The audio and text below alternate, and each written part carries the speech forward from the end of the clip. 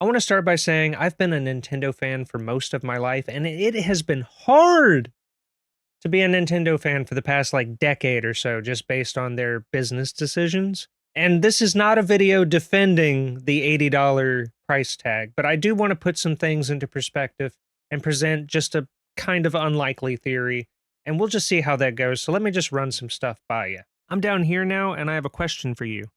How much did you pay for Tears of the Kingdom? Did you get it for $70?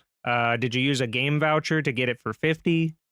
Maybe you caught it on sale at your local GameStop for $60. And the reason I ask that is because this game does not have DLC. And that's kind of in line with the theory I have, because look at this. Breath of the Wild was $60. You know what it has? $20 DLC. Look at that. Did you pay $80 to play Breath of the Wild? Think about it now. This is a $60 game, but if you want the full experience, you got to pay $80. All right? But you didn't have to do that for Tears of the Kingdom. Tears of the Kingdom was, in their words, a completed experience that they didn't feel a need to return to with DLC. Don't even get me started on Super Smash Bros. Because you pay $60 for the game, you pay another $25 plus $30 for both fighters passes, so you're spending at least $115 on Smash Bros, not even including the Mii outfits. How much did you pay to play Mario Kart 8 Deluxe? A Wii U game, mind you. You probably paid $60 for the game, plus $25 DLC. That means in order to fully experience Mario Kart 8 Deluxe, you have to pay $85. And you might be like, Leon, what about the expansion pack? And my question to you is, how long have you been playing Mario Kart on the expansion pack? I'm not going to get into the nitty-gritty of paying to use the online service unless it's relevant to the price of the game. When did Mario Kart 8 Deluxe's Booster Course Pass start coming out?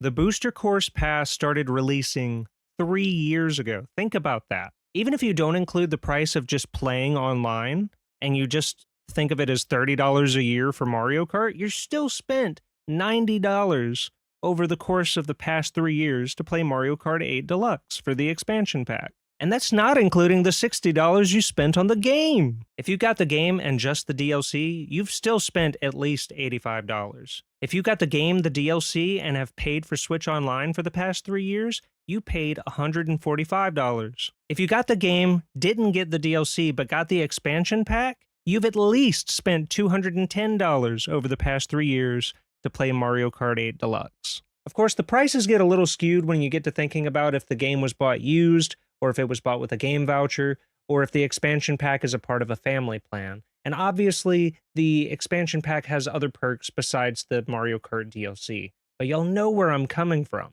All right, I have the Doug Bowser interview pulled up right here. I just wanted to briefly show off that Donkey Kong Bonanza is going to cost $70, which is now the AAA standard. Of course, I know nobody likes that, but that's just kind of how it is. But also, Mario Kart World is going to be $80.